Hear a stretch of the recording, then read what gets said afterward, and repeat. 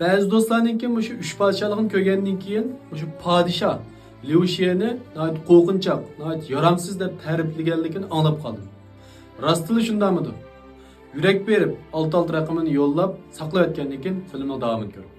Üç padişahlık degan kinoni ko'rgan do'stlar hammaylar bilamiz. Liu Xie padişah shu kichikidan boshlab cho'ng bo'lguncha shu kinoninki xil oxirigacha chiqdi.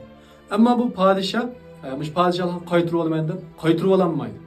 Ama şundan qarab turib, nurg'un do'stlar buni qo'rqinchoq deb ta'riflaydi. Unda bo'lsa, u rostli qo'rqinchoqmi? Amaliyot unda emas.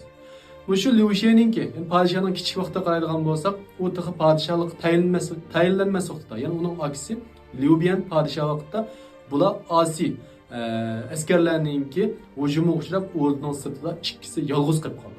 Shuning bilan bu vaqtda Dong Zhuo'ninki ikki tuman kishilik qo'shini uchrab qoldi. Uchrab qolgan vaqtda asli bular shunday cho'ng qo'shinni ko'rib qo'rqib ketsuladi.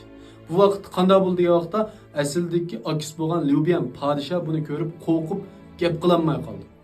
Shuning bilan bu yerdagi Liu Xie ayni vaqtda podshoh bo'lib saylanmagan Liu Xie qo'rqmay turib Dong Zhuo'ga buyruq qilib o'zini, ya'ni podshoh bilan ikkisini o'rniga muhofazat qilib podshoh o'xshash holatda hurmatlab o'rniga operishni aytdi va ashunda qig'izib o'rniga amon eson berib oldi. Demak, bu Liu Xie'ninki mushu bir holatlarda ko'ra oladigan bo'lsak, uninki kichik turiblar, bir yuraklik, hech nimadan qo'rqmaydigan bir holatni ko'rilishi qildi. Ham keyingi vaqtlarda nima ish qunday bo'lib qoldi degan vaqtda, balkim uninki yuraklik bo'lishi uningga ziyonli bo'lishi mumkin. Ya'ni bek yurakli ko'p ketsa, u hayotdan ayrilishi mumkin.